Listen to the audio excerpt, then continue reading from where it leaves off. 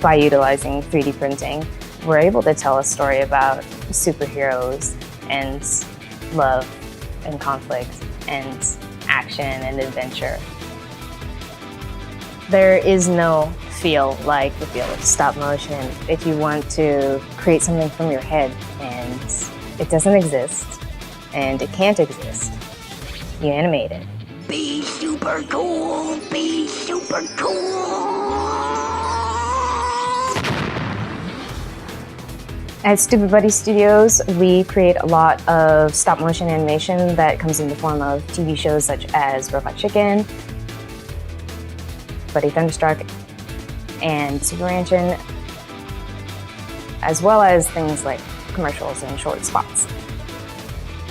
Within the last 3 years, we've incorporated 3D printing into the fabrication pipeline.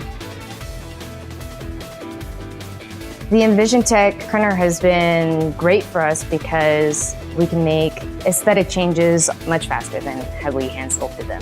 That's one less step that a puppet fabricator would have to take on. With 3D printing, we're able to save a lot of time because it's already all broken down, it fits together, works the way you want it to. The Perfactory printer has been great due to its ease of use. And it's also extremely consistent results. Sometimes we do characters with things like really fine crow's feet around their eyes or hair detail and scales, things like that. And R5 Gray has served our purposes for both getting that really beautiful amount of detail, but then also lasting throughout the stop motion animation process.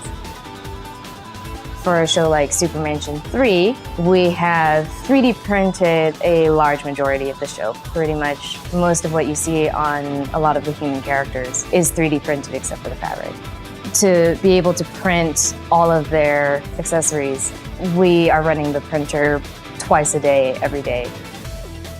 Even loving the old school techniques as much as I have, I would definitely say that a show on the scale of SuperMansion would not have been able to be done with the budgets and timelines without 3D printing.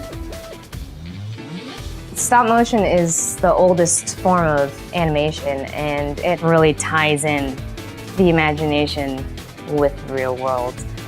And once you see the characters come to life, there's nothing else like that.